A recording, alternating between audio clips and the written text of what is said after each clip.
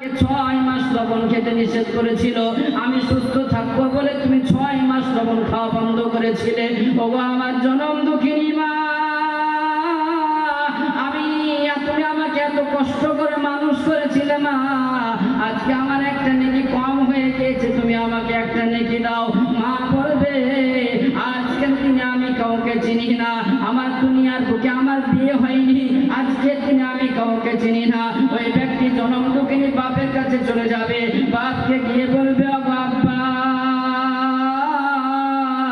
আপনি আমাকে কত কষ্ট করে মানুষ করেছেন, ধান বিক্রি করে আমাকে মানুষ করেছেন, সুপারি বিক্রি করে আপনি আমাকে মানুষ করিয়েছেন, আজকে আমার একটা নেকি কম হয়ে গিয়েছে, আপনি আমাকে একটা নেকি দেন। বাপ বলবে আজকের দিনে আমি কাউকে চিনি না।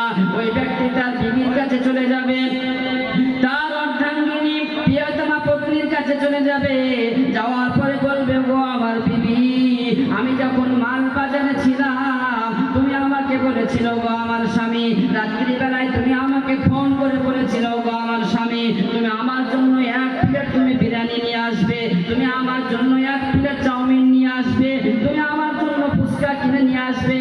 আমি যখন রাত্রিবেলায় যখন বাড়িতে ঢুকলাম, ওই ফুচকার প্যাকেটটা, বিরিয়ানির প্যাকেটটা আমি আড়াল করে আমি লুকিয়ে নিয়ে গিয়ে আমি ঢুকলাম, যাতে করে আমার বাড়িতে ছোট ভাই ছোট বোন না দেখতে পাই। ওগো আমার বিবি,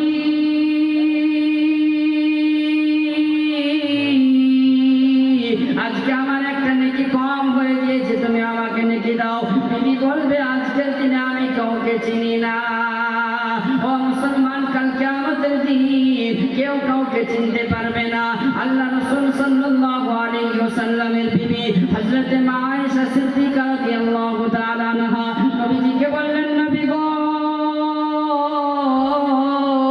আজকে যেমন আপনি আমাকে মহব্বত করছেন নবী, আজকে যেমন আপনি আমাকে ভালোবাসছেন গো নবী, কাল কিয়ামতের দিন এইরকম ভালোবাসা কি থাকবে? আল্লাহ রাসূল বললেন, ওগো আয়েশা, কাল কিয়ামতের দিন এমন জায়গা হবে, এমন 3টা জায়গা আছে, যেই 3টা জায়গায় কেউ কাউকে চিনতে পারবে না। ভাই ভাইকে চিনতে পারবে না, মা ছেলেকে চিনতে পারবে না, ছেলে মা